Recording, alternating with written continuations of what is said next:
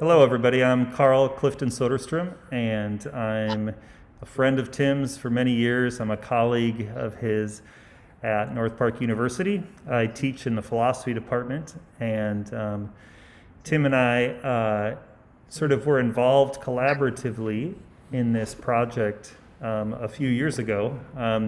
He started doing these Tondos and invited me, I guess with a lot of trust, to write an essay or a series of essays about the different Tondos, and we put a book together about that. So maybe some of you have seen this book. But yeah, so I live in the North Park neighborhood. I'm from Chicago, and I'm not sure what else you would like me to share. Did you say you wanted a description of me? Sure. Describe yourself. Describe myself. Visually. Oh, visually. Yes.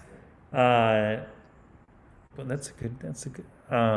Let's see. I'm 6'2". I'm of Nordic Swedish descent.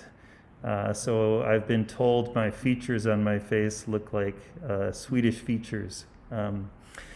They sort of come from Finland as well, so I have a little bit of a Finnish look to myself too. I have dark hair, now turning gray, and underneath this mask, I have a beard. Yeah, that's a little bit of, I guess, how my face looks. And since we might be talking about faces today, that's a good place to start. I have green eyes. So. Lawan, would you like to be next? I don't know if it's about my preference, but I'll go. So I'm Lawan Glasscock. I'm currently executive director of SIVA, which is Sessions in the Visual Arts. I have been a fan of Tim's work and completely amorous with the subject of Tama for a couple of decades now.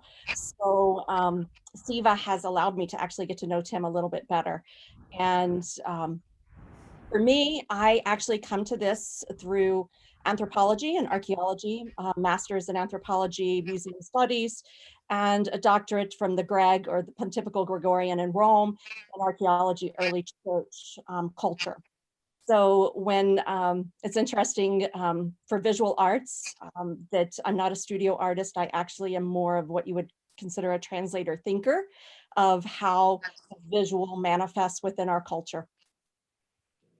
And of course, my fascination is what happens to visual when there's no cultural influence to it, and how does that transcend?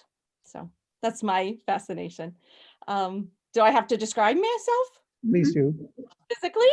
Mm-hmm. Well, I'm from Scottish parents, so the way all women in my family strive to achieve physically is you would call us Scottish milkmaids, which means you're bigger your thighs, bigger your arms, the more productive you are.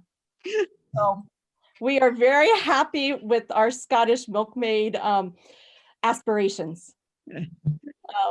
I'm not 6'4" though. Michelle? Hi, everyone. Good afternoon. My name is Michelle Clifton-Soderstrom, and I am a colleague of Tim's at North Park, and I'm married to Karl. I'm also Karl's colleague as well. And I know Sherrie from social engagements. I'm happy to be here. I also know Tama, so I am a Christian ethicist and a theologian. I am not an artist, but I deeply appreciate beauty and the role of, I think, interpretation in meaning making in a life and in communities. And so I've always appreciated Tim's work as it contributes so beautifully and richly to all of that. Let's see, describing myself, I am white. I have long hair. I am medium height. I have a pretty happy face often.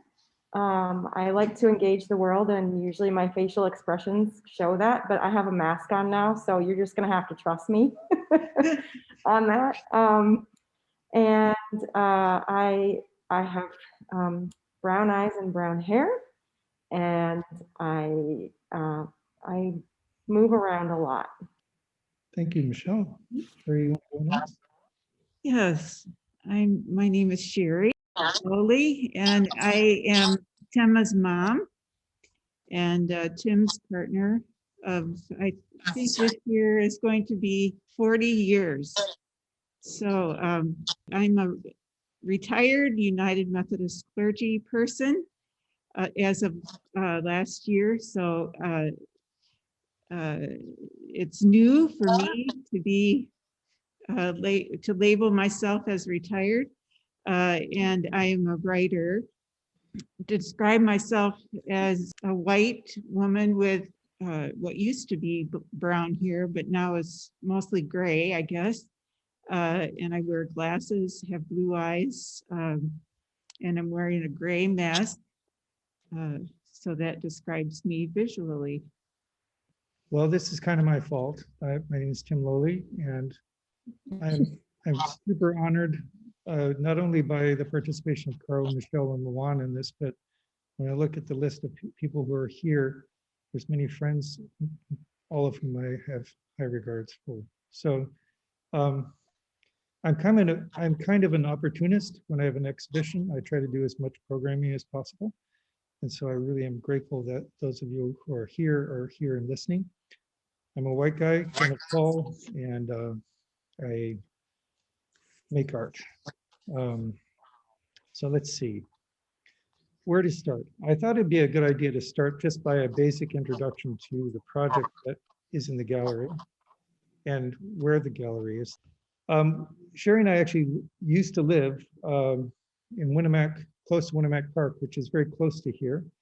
And Teresa Hofheimer opened this gallery, I think, was it 3 years ago? It's probably about 3 years ago. And this past December, she had someone cancel a show for this month and asked me if I would do a show. And as we were talking, this body of work, these Tondos, proved to be the work that she was most interested in exhibiting, which was pretty interesting because while I made the work a while ago, I've never shown it in a gallery in Chicago. So these pieces, there's 12 of them in the show, and you can see them in the background behind us. They're each 1 meter in diameter. I pinned Karl's shot of us. My thought was to take photographs particularly in the first part of the century. I was doing a lot of photography where I would overlay textures on the photographs as a way of sort of pushing them towards painting, away from objectivity in a sense. When I started thinking about this body of work, I decided to choose a variety of images of my daughter Tama. She had increasingly become the primary subject of my work, and so this entire series was images of Tama. They were printed on large paper that's fairly rough, and I sanded the paper after the image was printed, and then painted on it with black acrylic. So what you see is actually a combination of all the things I just mentioned. So that's sort of the basic idea I was working with. And part of my thinking was launched by, who was it? Was it Benjamin Buclot who wrote this, the idea that artworks, through mass reproduction, they lose their aura. And my idea was to use these processes of mass reproduction to make singular objects. So that basically was what was behind my approach to this project. And I think that's probably enough in terms of a beginning salvo, shall we say. Thank you, Karl, for walking around and give you close-ups of some of these images. I was really interested in having this discussion, including people whose perspective is quite varied. And so I'm not sure the best place to start, but Michelle, do you want to start? Does that seem like a possibility?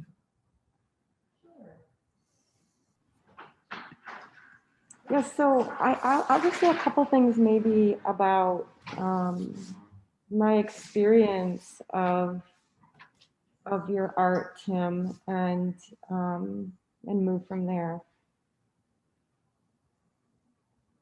As a Christian ethicist and somebody who really spends most of my life studying people and how they connect in healthy ways and how they connect in harmful ways, the first experience that I have when I sit before Tama and her face in your work and the stillness is of deep connection.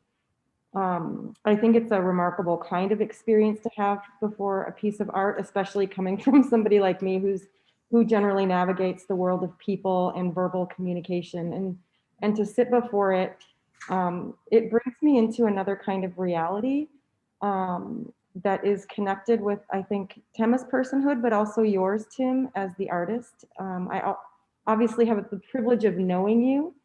And so that brings another dimension into my experience. It also serves as a kind of reminder, or perhaps even a prophetic reminder or a prophetic word when I look at the face of Tema and see the image of God in a wholly other way, both knowing Tema and also just through the art as the medium. And it draws me into a kind of the constancy of God, the stillness of God, the presence of God that is always with us. To see that in the face of another human being, for me, is paramount, because I don't see God all the time, like literally see God. And so to creatively enter into those spaces through the face of another, especially a holy other, through art and also through the personhood of Tema is profound, and it shapes me as a person. It shapes my character, because it reminds me of how big even eternal God's image is in the human beings that are before us.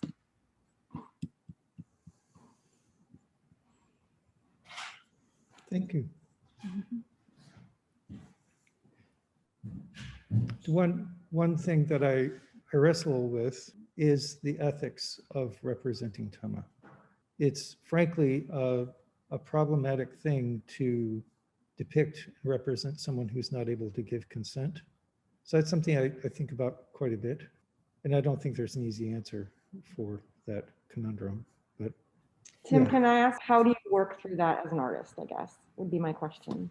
And does your relationship matter? I think relationship is critical. You know, once I was teaching a class, a drawing class, and I had brought Tama to school with me. And I had previously done this once or twice and had a drawing class drawing her. And one of the students in this particular class, and they got up and walked out fairly early in the class. Later, he came back and he was clearly very angry. And he asked me if he could talk with me. And he said he worked at a home for men who were dying of AIDS. And they had a policy that no one could come in and photograph, let alone come in and draw these men. And he said, why is it okay for us to be doing this here? And it was kind of a simultaneously distressing experience and exhilarating for me, because for the first time I had a student who was thinking about what is the ethic of drawing for someone who's not able to give consent. And so my response to him was, as Tama's parent, I feel like I have the right to make her public. And I demand that students regard her with respect and look at her with respect and represent her with respect. And that had been my experience, but I really haven't talked about sort of the ethic of making Tama present in that way. I think someone could still argue with it, but in my experience, what has happened is, at least this is my impression, is that the students come away from the experience understanding something about humans that are quite unlike themselves. So that's that. My basic argument is, Tama's my daughter. I really love her, and I want to make her present. I feel like I can make her present in a way that doesn't mock her, that doesn't belittle her, that doesn't suggest that her life is somehow meaningless and unimportant. Quite the contrary, I hope that this work says emphatically, this is a meaningful, important life. Pay attention. So that's where I think about sort of the ethics of it. But it is a situation where I can't know how Tama would actually want to be represented. I think love is a really amazing reason to base consent on, and especially in your case. And I applaud you for raising the questions, because we should be asking about consent in so many other areas of life. And when I think just broadly about consent, I also think we have to be really careful about what that means, because somebody might give consent, but we're assuming that their consent is actually consent, and that they are free to consent or not. And I can think of many situations where people consent when they feel like it's the only option and not the best option and a good option. And the other thing is, we know that oftentimes we can give consent in a way that isn't the best for our own flourishing or humanity. So I think really grappling with that more fundamentally, if you would have gotten a verbal consent, you might not have even raised all of these questions. And those are the questions that we should be asking as human beings in relationship. I want to touch, Tim, on one of the things you said was making her present. This is a conversation that's going on now in the Vatican. If any of you guys are following it, 21st century and sainthood and relics. And the conversation is the ethics of how do we use images? How do we use photographs specifically, but not just photographs, but all images that were created in love and veneration and these things that how do we use them ethically within our, and being Catholic, I'm going to say within our honoring, our venerating of a life, right? And this is very difficult because many of those photographs of St. John Paul II, he did not give his consent for those, right? So, but the purpose is making that life present, right? So I think that has to play in our decision of, is this appropriate to do, right? My argument is it really lies in, why are you doing it, right? And for me, it's making that love, making that life, recognizing her being, right? And for me, before I've never met Tama, although I feel like I very much have for the last 20 years, I do see Tama as a saint, absolutely, right? So for me, these tondos are icons, right? Very much so in that sense, because they have been infused with her being and your love for her, right? It's not like if you were painting a portrait of Sherrie, and these are not even portraits, right? But icons are not meant to be portraits. They're meant to bring about a presence. And so I love that you noted that this is about, or what I caught was that this is about making Tama present. And to me, that kicks it even higher than a fine art. This is something, and sorry if you guys are going to kick me out from being Catholic, but this very fit into a sacredness of those images. And I try to leave my cultural understandings of the shape and the line. I'm fascinated with shape and line, but I'm curious, Tim, as to why, for me, the first thing I notice is the tondo shape, right? And I come with history of understanding that, but I try not to. I try to leave it at the door. So I'm curious, Tim, why the tondo? Well, Because I don't think these would carry the same if they were rectangular or square. There's something about that shape, but I'm curious to understand if it's because I'm coming with the understanding of the tondo, or if it's universal. I think it's inseparable in the sense that, we both are quite familiar with and carry images, circular images from throughout history. But I think, I don't often when I make decisions as an artist, they're not rational decisions. They're intuitive decisions.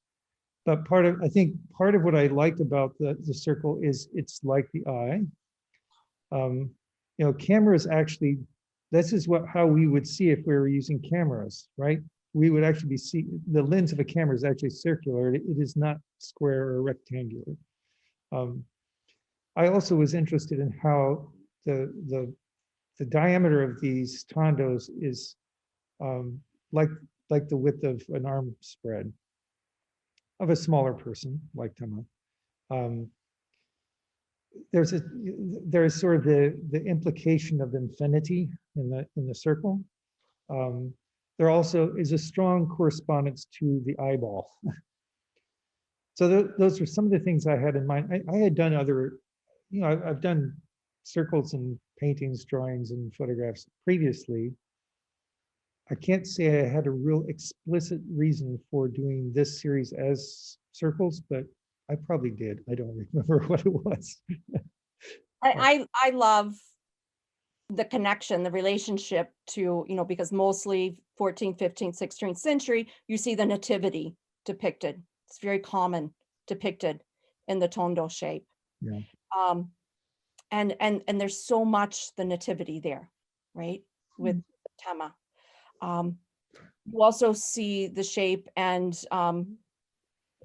there's debate whether it's true or not, but the shape was to reference the birthing trays, right? A lot of debate on that. But even if you go back pre-Christian, right, you have those kylexes, right? Remember, and this, when you're drinking, when you're, that flat round, there's always that image in the bottom that if you drank too fast, right? Usually it was a warning in an image, but not always a warning image. A lot of times at that bottom of that kylex was an image about being, not necessarily virtue, but about just the beauty of life itself. And it was to remind you of that so that you didn't escape, right? With too much drink, with too much, whatever it may be. But it was a beautiful within that bottom of that kylex. And so for me, when I do look at these, I see very much, it's a reminder, right? It's a reminder about the beauty of life that, yeah, we all suffer with wanting to escape, but there's something in these tondos of Tama that bring us into a stillness, right? That stop us from wanting to move out of reality, right? And to escape it, but to be in it and to be still and to just absorb it. So I think, so I'm bringing those cultural things in, and I love that you did it in a tondo because it does bring, for me, it brings those reminders of 3,000 years of cultural meaning. That's really both interesting and heartwarming. Yeah. Did you want to say something? Yeah. I also think of them as portals, portal halls, and recently I've been working on a project of a memoir of Tama and myself, and reminded again of when she was in the hospital after, well, 2 days after birth, she stopped breathing, had a cardiac arrest, and was in the hospital in a isolette, hooked up to respirator, and in a phenobarbital induced coma. And so she's in this little igloo shaped plastic isolette, and the only way that we can touch her is through these little round portals. And of course we had to wash our hands very much, very long, and but then we could touch her, and that was an amazing way to relate to this child that we didn't really even know yet, but was ours, and was in a coma. But as we're so often told, people in coma can still hear, receive, touch. So kind of goes along with what you were saying, Lawan, about being.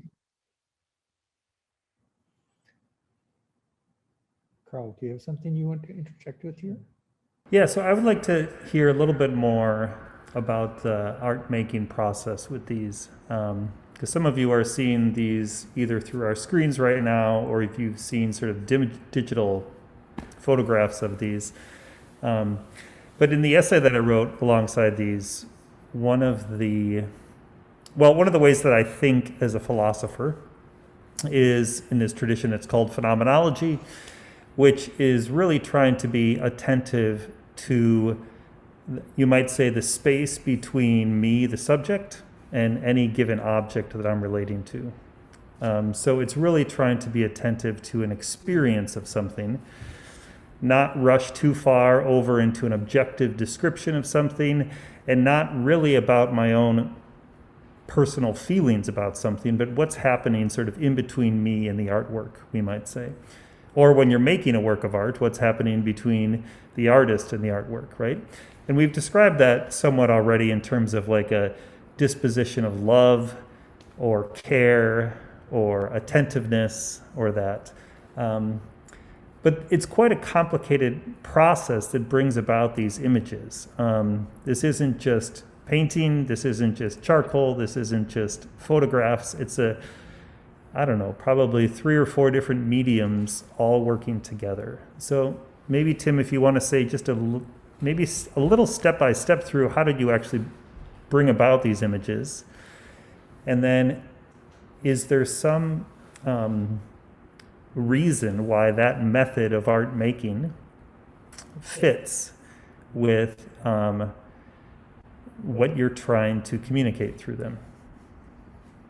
Did I talk about Walter Benjamin already? No. Oh, you mentioned Walter Benjamin and yeah. Art of nature, mechanical reproduction. Yep. So this idea of that mechanical reproduction via primarily print matter is takes away the aura of a thing. And I thought that was kind of an interesting idea to sort of push back against. My thinking with the process was I wanted to do something that again kind of questioned what a photograph is, and at the same time built on the quote objective nature of a photograph, but again complicated by painting on it and introducing touch, introducing the implication for me of a brush mark is touch, a caress, if you might say, which implies skin, implies the body.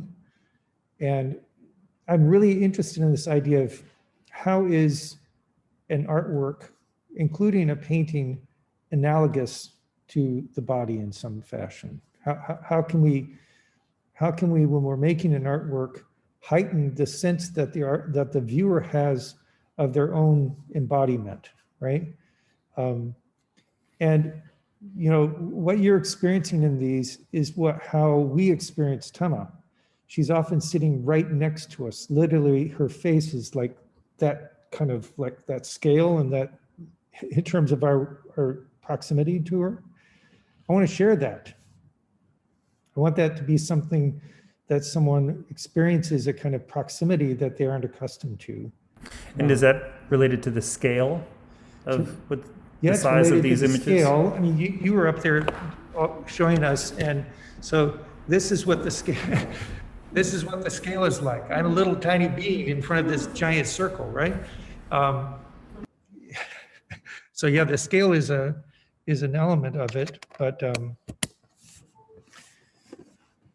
yeah, did I answer your question? Yeah. So in other words, you take the photo, Yeah, you print that, you actually go then through like something like Photoshop or something and you edit that photo. Obviously, these are all relatively grayscale images, right? So now you've reduced color, probably made some other modifications. yeah, but those textures that I overlay in Yeah. Photoshop are intentionally pushing the work away from objectivity. They're intentionally pushing the sense that this is a surface, not just an image that you're seeing through the screen, so to speak, right? So Right, so that gives it its skin or its flesh. right, It's- it implies bodiness. right. But then they're printed out, so they actually do become a physical thing on the surface that's kind of rough, like rougher than skin, sanded, painted with dry brush, which accentuates texture. And so there's all these, yeah. So, yeah, I can't say I was conscious of that, but when I think about it, I'm interested in painting as doing that. I'm not interested as painting as a kind of illusion. Mm-hmm. I'm interested in painting as an it. While at the same time being kind of representation of sorts. Right, and I think that's crucial. So, Lawan, you used the term icon before, right? And one of the ways that an icon is utilized in a liturgical service is it's not simply to get through the icon to the divine, right? It's not as if the icon as a physical object is no longer relevant. It's incarnate. I mean, that's sort of the beauty of the icon is that it's incarnate. And so in that, I hear that similar kind of language, that making sure that I don't forget that I'm engaging an object that is, I don't know, has resemblances to a portrait, but isn't a portrait. And just like an icon is not just to be moved through, but to also to invite some kind of touch, right? So you think icons, like you can kiss an icon, right? And that's actually a very appropriate way, in many ways, to relate to that as a embodied image. So I'm just hearing that sense of, with you talking about touch and skin and embodiment as an intentional part of your process as well. Yeah. Intentional might be too strong a word. Okay. I mean, kind of intentional, kind of an afterthought, kind of a thing that I just do. Well, then it's like a gesture, right? So we all gesture with our bodies in ways that aren't intentional, but they're sort of, I mean, you as an artist have accustomed your body to relate to canvases in certain gestures. Yeah. And those are what is being performed when you make this. Right? Well, yes. And one thing that comes to mind that is related to this in some capacity is, for many years I worked with egg tempera. And egg tempera is a technique where you apply the paint in a caress-like motion, and you don't fuss with it. Unlike other types of paint, you don't push it around, because if you push it around, it'll wetten everything underneath and the whole surface will pull up. So after working with tempera for 10 years, where our painting process was this sort of constant caressing of the surface, and then going back to working with acrylic, I have this sense of the relationship between the gesture of the brush and the gesture one has with another human being. That it's a kind of painting is a kind of caress, and I don't mean that as in an erotic sense, although it could be in that sense, but I mean in terms of a relational sense. Anyway, for what it's worth, and again, if you get close to the surface, well, not even that far, you don't even have to be that close. You get a sense of how the surface is, by its nature, in its response to the paint being pulled, caressed across it, it is able to exert its itness, right? Does that make sense? Yeah. And I like that. I like it when a painting isn't simply about one's control or virtuosity. It's really ideally about, well, what is it? Which is precisely for me what being with Tama is like. Who is this? constantly. That question is constant. Who is this? You would think that the person that between the two of us, I am the one who knows so much, she knows nothing. And yet I'm presented constantly with this question, who is this? And I think it's a question we can probably legitimately ask about any relationship. Even though we have the capacity of informing each other who we are, I don't think any of us are any less of a mystery than who Tama is. I feel like I'm talking in various Well, directions. and she's also unable to, or not, she cannot willfully work with her face to say, this is who I am, sort of putting on the mask, right? She can't do that, or she doesn't do that. It's not even a matter of not being able to, she just doesn't do that. And so there's a depth to the question of who is this that it just keeps inviting you to just keep asking who is this, and in the meantime asking who am I, and what am I seeing and what am I bringing in of this other being with me. So it's one of my favorite places to be, next to Tama, touching each other and being with each other. And it's also the most mysterious place to be. Sherrie, I just found myself totally envious of you. I don't know a person in my life, even my dogs, right? I don't even know a person in my life that I could sit next to and have that same profound mystery that moves me to something else. That's so I just grew a bit of green hair right then. Explaining that. Well, once we are able to be in proximity to each other again, you'll have to come and be with her. Yeah. Yeah. Oh, I may never leave her side. No, right. I don't know if others have read Karl's essay in the catalog.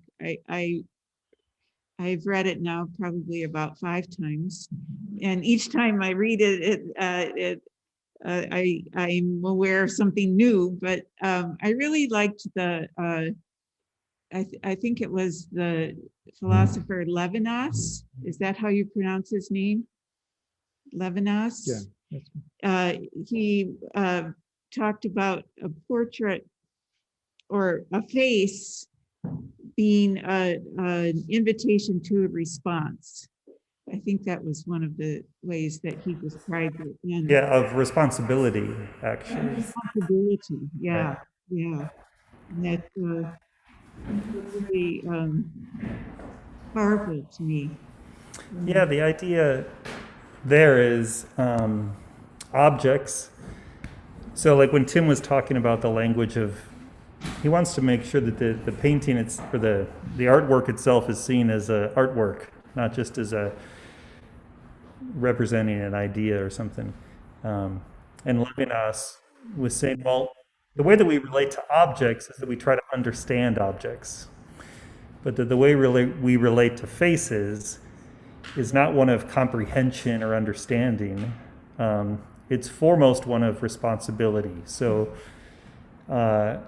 think of being in a room full of objects, like you're alone. I don't know, say if you were alone in this art gallery and there's tables and chairs and artworks and computers and things like that. And then as soon as somebody walks in the door, and Levinas would say, and brings their face with them, your whole orientation is changed and is different. And now you are responsible for this guest that has walked in. And it's very different than utilitarian way of relating to objects or a scientific way to understand an object. It's kind of this, I am here for you. And if you don't respond that way, you're actually not even, Levinas would say, you're not even relating to a person. If you don't relate to a newcomer in your midst with, I am here for you, then in effect, you're thinking of them like an object or another instrument or tool to use. But if they have a face, then you appropriately should feel responsible for them or to them. Anyways, I'm just expanding on the idea that you brought to light or reminded me of. And then the question, of course, for an artist is like, can you evoke anything like that with a work of art? A work of art is not a face, is not a human, but is there something you can evoke akin to that in the audience or the viewer? Theater can do it. Maybe theater does it particularly well because it usually involves living beings right in front of you, right? And in some way, if you forget that they're living beings right in front of you, you've missed out on the art of the theater, right? So. This has been Wonderful. good. Yeah. Thank you again for your participation, Lawan. Tim, Michelle, how Carl. long will your show be up? How long will the show be up? Oh, Ian Yeah. asked a question. Let's see, the show is going to be up for 2 more weekends. So it'll be the 2 weeks from now will be the last day of the show, I believe. Do I have that right? Yeah. I think, and this is, I'm not sure about this, but I think there's going to be a zoomed out music performance 1 week from today, same time. So if you want to connect back in, I think we're going to do some sort of improvised crazy music experience from the Hofheimer Gallery. Yeah, thank you to the gallery assistant and for helping us set this up and for being here. You're very welcome. Yes, And it's the brochure for the exhibit with Karl, is that One of the drop boxes. the one that was for this year? Yeah. Okay. Ian, you had a question about expanding a bit on the object idea. We should talk. Yeah. Because you will expand my mind, my brother. So let's see. I think that's a wrap. And all right, have a great weekend. Thank you. Peace.